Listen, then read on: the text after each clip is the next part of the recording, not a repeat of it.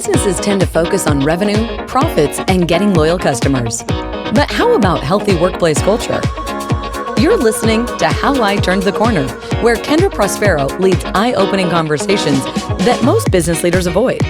The right way to address employee challenges. Listen to real-life stories of workplace struggles, giving you valuable advice on what must be done to make every employee truly satisfied and fulfilled in their job. This is for leaders who want to create great company cultures and for employees who want to do something to put an end to suffering at work in the most practical ways possible. Here's your host, Kendra. Hello, everybody. I am so excited to introduce you to our guest today. I'm sitting face-to-face in person with my friend, Andrea Fryrear. Now, how she came to become my friend is an interesting backstory, and that her company at the time hired my company to coach every one of their employees and give them a gift of basically a career development plan. And I got the chance to hear this amazing woman's story back in those days. And she had this idea for a marketing agency that would be based on agile principles. And I hear a lot of people's ideas, and I really fell in love with this idea. And at the time I said to her, I think you need to start a business. Well, folks, here we are now 7 years later, and look at what she's done. She started the business and she's been rocking it. So we get a chance to hear her story on how she turned the corner and created an incredible environment for people to thrive. Andrea Fryrear, welcome to How I Turned the Corner. Thanks for having me. So fun to be like a little person. I know, it's totally crazy. So let's talk about AgileSherpas. That's the name of your business. Tell us a little bit about, your start as a solopreneur and then how you have grown it now to the number of employees that you have and everything. Yeah, it was really an idea at first, like you said, where I had discovered Agile because I was doing marketing at a software company and saw how much better off our development team who were using Agile was compared to our marketers who were always behind and we could never quite stay on top of things. It was always fire after fire after fire. So I convinced my boss at the time to let us try using Agile to run our marketing processes. And it was so much better. Everyone was happier. We were more productive. And after that, I just couldn't shut up about it. I thought everybody needs to know about this. So I was writing about it, speaking about it. And lots of people kept reaching out to me and saying, that's really cool. Could you help my marketing team do the same thing? Eventually, I thought I could actually do this as my full-time job. And that's around the time, like you said, that you and I met. And it was such a good validation for somebody to go, you're temperamentally suited to this. And this is a good idea, because I had never thought of myself as an entrepreneur. And even for the first couple of years of AgileSherpas, it was myself and my co-founder. I went out and helped clients. He stayed behind the scenes running kind of operations. And I thought that would be what we did forever. If I could just make a decent salary at that, I would call it a win. But it turned out we were super onto something and we just couldn't keep up with the demand for what we had. And so we have since gone from the two of us to now 22 full-time employees. Wow. Since 2017 when we started. And so it's been a lot of, I went from a full-time consultant now to a full-time CEO who's running a company. And it's just been a crazy 5 years. That's incredible, Andrea. Wow. I love hearing that story. So let's talk a little bit then about how it's been going from being an employee to then being a kind of a solopreneur to then growing this team. Like, what have you noticed in yourself that's had to shift over the years? Yeah, it's just been a real need to be committed to learning all the time, because it feels like every week or month or quarter, there's some other thing that I need to really kind of knuckle down and understand better and not master, because I feel like I've got years to go before any of this is mastered, but to at least be able to implement things, put things in place that will support me and the team. And as soon as we got those first couple full-time employees, it was just a total shift in how I thought about things. Because now these people rely on AgileSherpas for their livelihood and their career development. Whereas before, when it was, my co-founder's name is Peter, when it was Peter and I, if we messed it up, we'd both go back to our corporate marketing careers and like, no harm, no foul. Like, we gave it a good college try. But now there's dozens of people that need us. And so it's been a ratcheting up in pressure, but also just like every day is exciting and there's always something new to learn. So yeah, it's been a complete completely different trajectory than I thought I was on, but amazing all the time. Yeah. So I've noticed with people who go from being kind of the worker to being the leader, sometimes struggle a little bit with that, like delegating and just shifting from, not knowing that it's not going to be done exactly the way that you would have done it. How was that emotional transition for you? It's been tough at times. So we brought on a lead trainer, a head of training I guess he started with us. He's about to celebrate his 2-year anniversary. So 2021, he started. And he really stepped in and took over all the client facing activity. And that was really difficult because that was me, right? That was what I did. And that was my baby. All the presentations, all of the workshops were things I made up and put in place. And to hand them over to someone was challenging. But he was our second full-time hire, and both of our first hires were just brilliant and dedicated and so excited about Agile, just as excited as I was. And so that was really the only thing that made it possible for me to delegate and hand things over, was to know that, okay, yes, it might not be exactly the way I would do it, but 9 times out of 10, it was better than what I would have been able to do, because I was trying to run a business, right? And so it was still like everything was 10% of my time. But when somebody could come in and make it 100% of their time, they made it so much better. And now that team has like 15 employees, and he loves all of them and gives them attention that I couldn't do, right? And so seeing that happen with him early on has made it easier to kind of hand off function after function, to kind of step away and to hire very carefully to know that, that person is actually going to be able to do it better than I would have been able to do it. I think you bring up a really key point, which we haven't talked too much about on the podcast in the past, which is that in addition to hiring people against your values, which is something I've talked a lot about, you also want to hire against the why. And in your case, the why was this different way of doing marketing, doing it through the model of being of Agile. Like, that's totally unique. It's a completely different way of doing marketing. And so that's basically what this guy had. He not only was capable, but he was really bought into the mission. Absolutely. And the why. Yeah, absolutely. And so I can be confident that he's going to make choices based on our values. And even if the actual implementation might be, 5 or 10 degrees off from what I would have done, it's still going to be in keeping with our core mission and values. And that will ultimately make it all work together. And so then with that growth too, I suspect you probably have also had times where you felt like, oh my gosh, now I have 22 employees. And I mean, if you don't mind sharing, like, what's some of the head trash that's come up for you? Because we all have it. I like that. There's definitely been imposter syndrome kinds of moments where I'm a first-time CEO, I'm a first-time founder, and there's a little bit of, what do I know about this? What right do I have to like bring these people on and tie their livelihood to my crazy brain? But that's been, I've had a coach, a CEO coach, from the moment that I sort of stepped formally into that role. I wasn't a CEO at first, right? That wasn't my title for several years because there weren't employees, right? It felt silly to call yourself a CEO when it was just 2 of us. But once we started making hires, it was clear that somebody had to kind of steer the ship. And so from the moment that I stepped into that, I've had a coach, which has been so important, to just have somebody that I can be really open with, who's outside the business, and give me that perspective.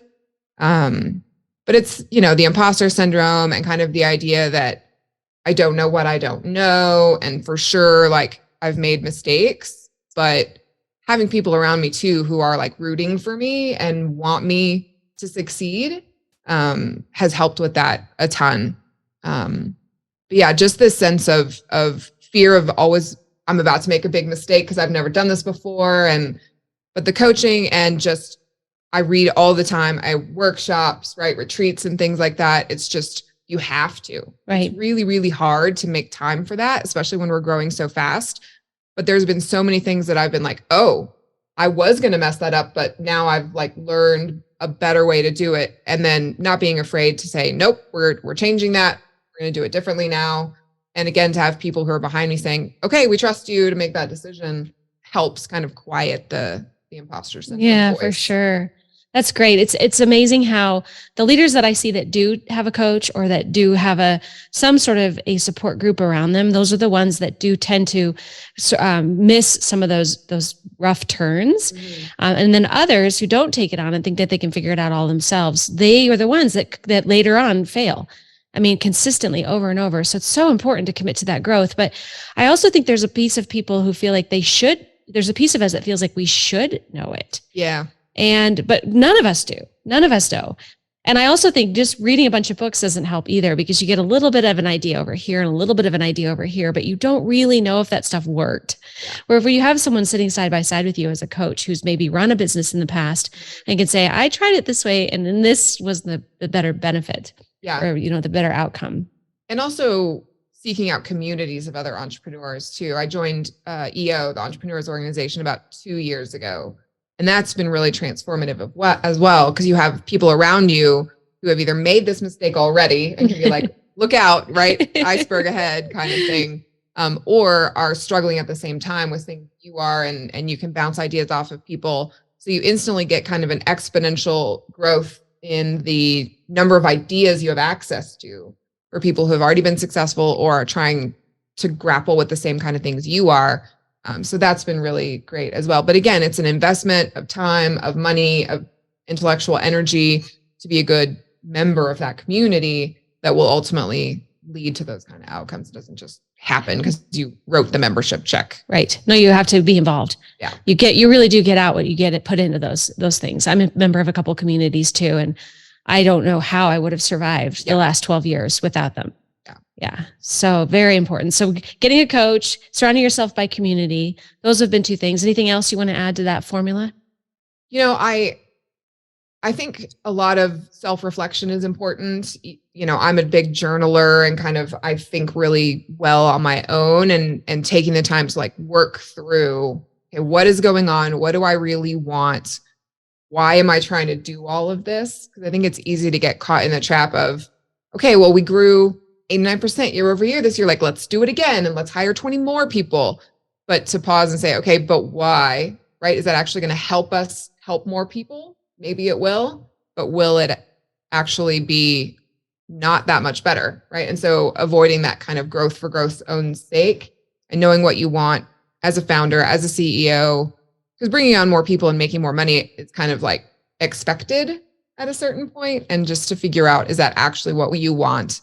And if yes, great. And how are you going to do that? But maybe no, right? Maybe there's a point at which you're happy to put it into cruise control and just let it be an amazing business and have everybody love to work there.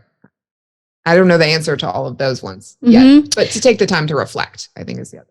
I think one of the most helpful pieces of advice that I had when I first opened up my business was somebody said to me, you can make it as big as you want to make it. Mm-hmm. And if you want to make it so that it's just 3 of you, there's nothing wrong with that. Right. Or if you want to make it where there's hundreds of people or thousands of people, then you can do that too. You can make it whatever you want. And that's some of the joy, and I think the freedom of being an entrepreneur is getting to make those choices. Definitely. Yeah, because rapid growth does have some major consequence. Yeah. And you've probably experienced a little bit of that. So what has happened? Like, what's been some of the bumps in the road along the way as you've added people?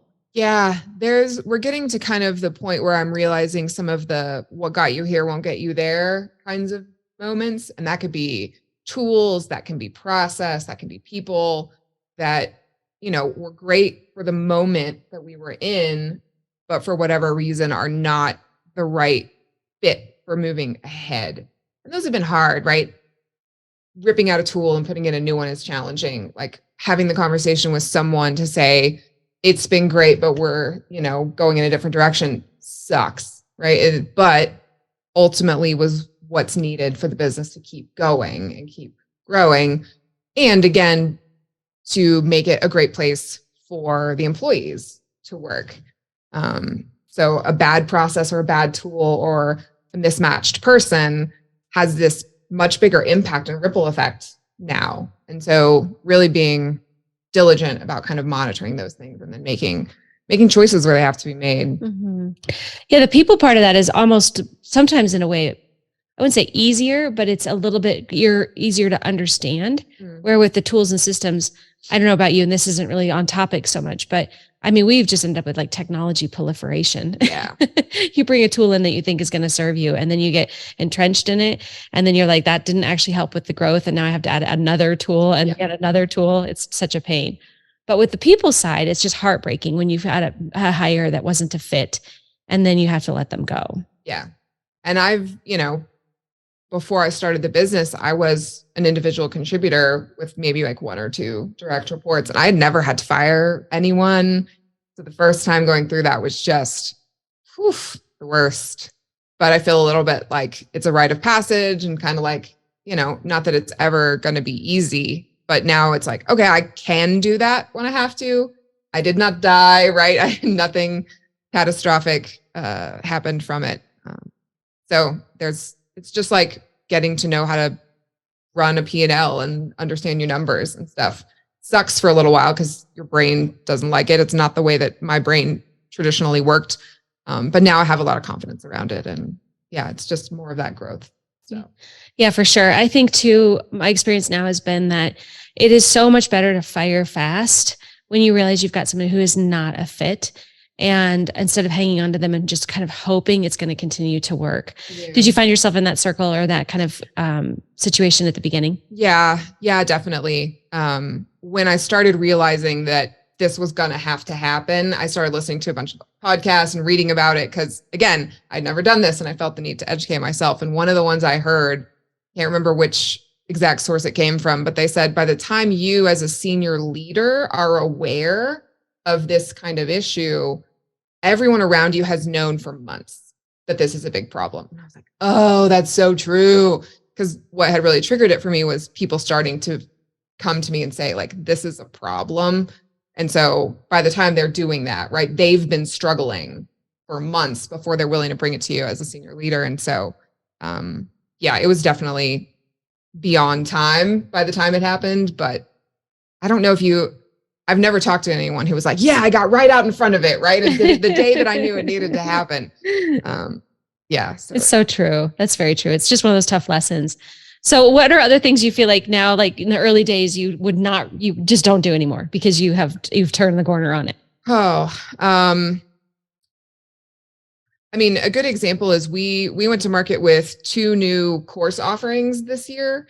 And in the olden times, I'd have been the one looking at slides, mapping them to learning objectives, like making sure that those courses were on point and totally perfect. I did not touch them. Wow. The team took them over, and our most recent one is Business Agility Foundations, which we abbreviate as BAF. And so we ended up even with like a hashtag across all of our Slacks that was like hashtag BAF, BAF, BAF. Because everyone was talking about it all the time. I have never looked at that deck. Wow. Like that workshop deck. It's been delivered. We got amazing feedback from the client on it, and I've never seen it.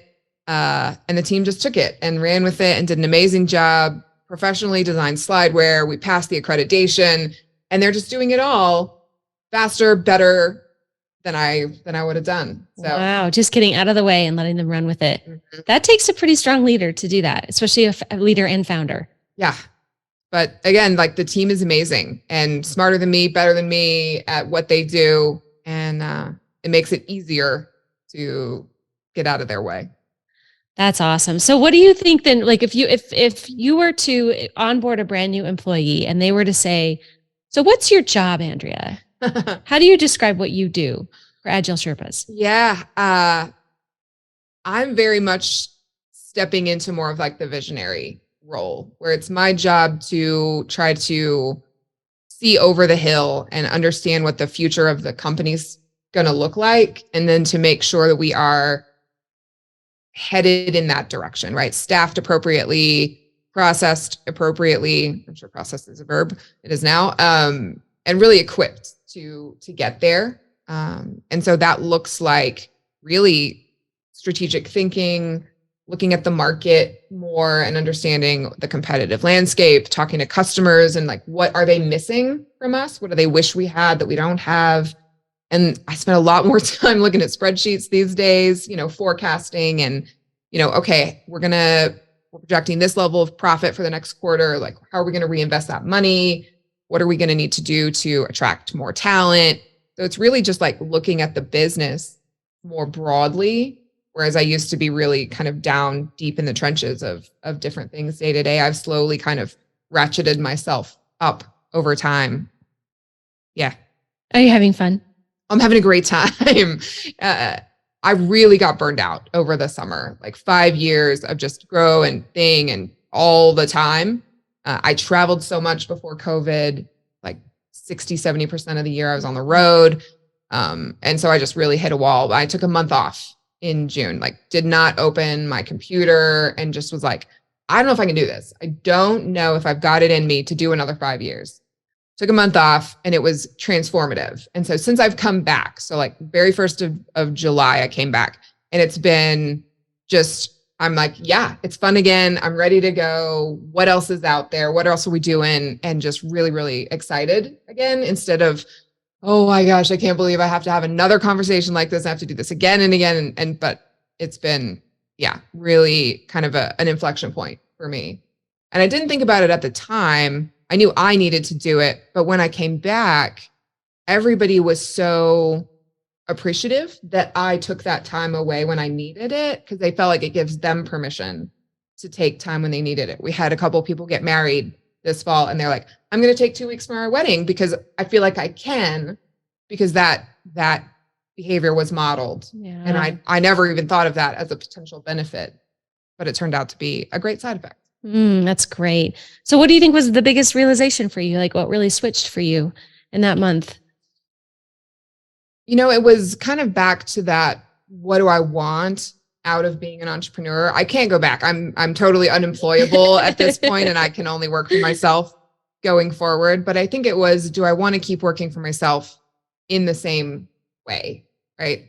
At this point, I feel like every client has the same questions, has the same issues, has the same concerns. And when I get too in the weeds with clients, it feels like Groundhog Day, where it's just the same over and over again. But the great thing about having a team now who's primarily responsible for that is that's their core skill set, and they're excited to help clients all day, every day. Whereas I had done it, I think, too long, right? And so realizing that I can't get pulled back down into day-to-day client stuff, and that I have to like work really hard to not do that, I think was my main kind of takeaway, which feels guilty, right? When you started as like a builder and a doer in the early days, it feels like kind of I'm neglecting my child or something. But it works better. It works better when I can look out and be that strategic leader, because if I'm not doing it, no one's doing it. And that's a real danger for the business. I think that's a really good point. And I think if I were to map your journey as an entrepreneur, it's you started as a solopreneur, you started building this business up, and then over time you've learned that more and more people can come onto the team and do the work even better than you. And it's allowed you to have that more of that peace of mind, or not even peace of mind, but open up your mind to more the strategic side, which is so critical for growth and for scaling. If you don't create that space to really think and be strategic, and you're always in the weeds, it's impossible to grow. Because you're actually really holding the reins and holding the reins back, instead of letting that horse kind of gallop, so to speak. And so I just think that's really neat that you were able to do that and take that time. Well, I think on that note, it seems like a great place to potentially stop here. So I want to thank you again for meeting me here. We are at Kiln in Boulder, fantastic spot. And just Andrea Fryrear will check in with you again in a couple of months and see how you're doing. And sounds great. Thank you again. Great to be here. Thanks.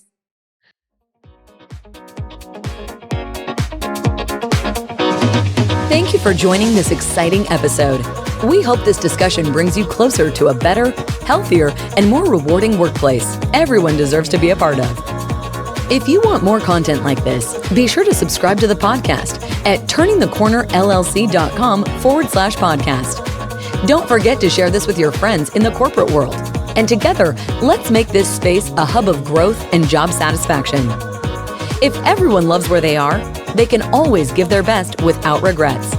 That's all for now. See you on the next one.